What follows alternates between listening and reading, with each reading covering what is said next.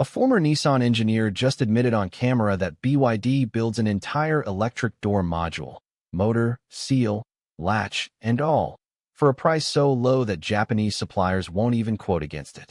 Here's something that almost never happens in the Japanese auto industry. A senior engineer, someone who spent years inside Nissan, sits down on camera and says, without hedging, that the company he now works for operates in a way that genuinely shocked him. That engineer is Koji Ozawa. He left Nissan, joined BYD Japan, and he's now the lead development manager for the Sea Otter, BYD's compact electric SUV targeting the Japanese domestic market.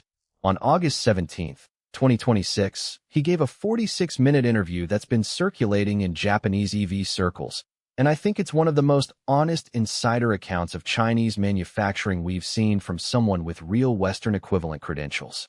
The Sea Otter sits on BYD's new EX-Pack platform, and within the first 2 minutes of that interview, Ozawa drops the line that frames everything. If a part doesn't exist at the price we need, BYD simply makes it themselves. That's not a marketing slogan. It's a description of a manufacturing system that operates on fundamentally different logic than anything Toyota, Nissan, or Volkswagen has built.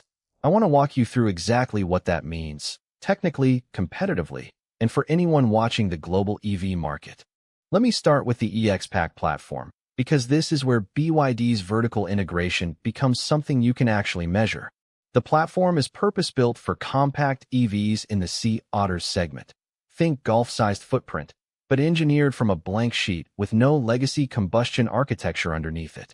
That matters because it means every mounting point, every wiring harness route, every structural member was optimized around battery packaging from day one, rather than retrofitted around an existing floor pan the way early Nissan Leaf derivatives were. But the detail that clearly landed hardest for Ozawa was the electric door module. In a conventional supply chain, the kind Nissan runs, the kind Volkswagen runs, a power door assembly is sourced from a Tier 1 supplier like Bros or Mitsubishi. You spec it, they quote it, you negotiate, and the final unit cost lands somewhere that reflects their tooling amortization, their labor, their margin. BYD looked at those quotes, decided the number was too high for the Sea Otter's target price point, and built the capability in-house. I think the mechanism here is what Western analysts keep underestimating. This isn't just about being cheap. It's about owning the cost curve.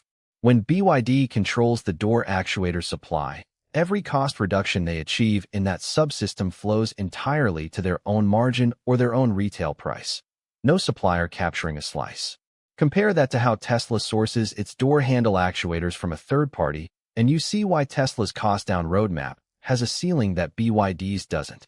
Ozawa's word for this system was super vertical integration, and he said it with the tone of someone who'd spent 2 decades inside a company that considered extensive outsourcing a sign of maturity. Here's what nobody in the Western press is talking about when they cover BYD's cost advantage. It's not primarily about cheaper labor anymore. Ozawa makes this explicit, and it's the part of the interview that I think deserves the most attention. The methodology he describes is what Chinese manufacturing circles call cost reversal.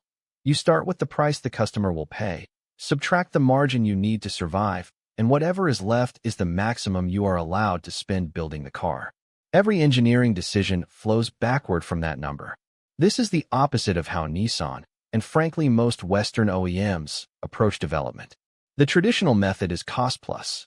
You design the car, you add up what it costs to build, you add margin, and that becomes the price. Cost reversal sounds simple, but it's organizationally brutal, because it means engineering teams have to kill features or internalize supply chains when external quotes come in too high. I'll be honest, 2 years ago I argued on this channel that BYD's vertical integration was a liability, that managing so many in-house subsystems would create coordination overhead that would slow them down. I was wrong about that.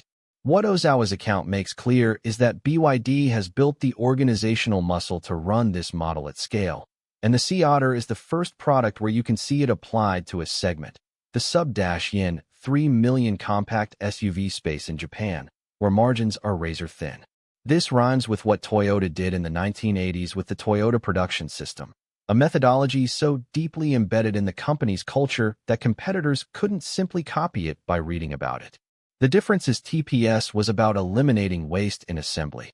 BYD's system is about eliminating external margin at every tier of the supply chain. So where does this go in the next 12 to 24 months? I think the pressure lands in three specific places. First, Japanese domestic OEMs. Nissan is already in crisis. Their restructuring plan through 2027 assumes a cost base that BYD Sea Otter pricing will make look untenable in the compact segment.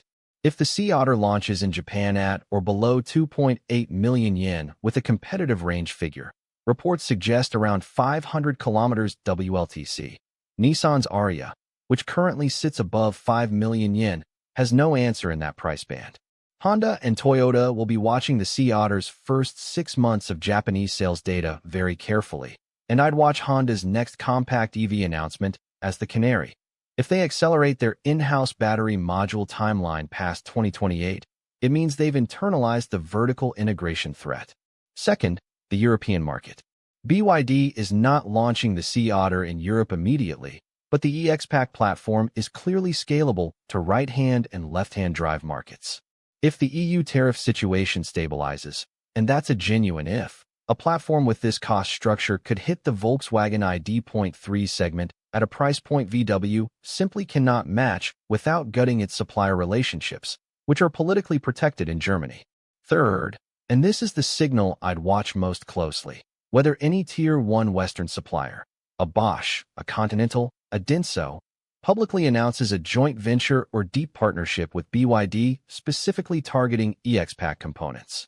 That would tell you the suppliers have decided that if they can't beat BYD's internalization, they'll try to get inside it. So, bullish or bearish on BYD after hearing what Ozawa laid out? Here's where I land. Bullish on the manufacturing model, with one genuine caveat around brand trust in markets like Japan, where that takes a decade to build, not a product cycle. 3 things to remember from this. 1. BYD's vertical integration is not a cost trick.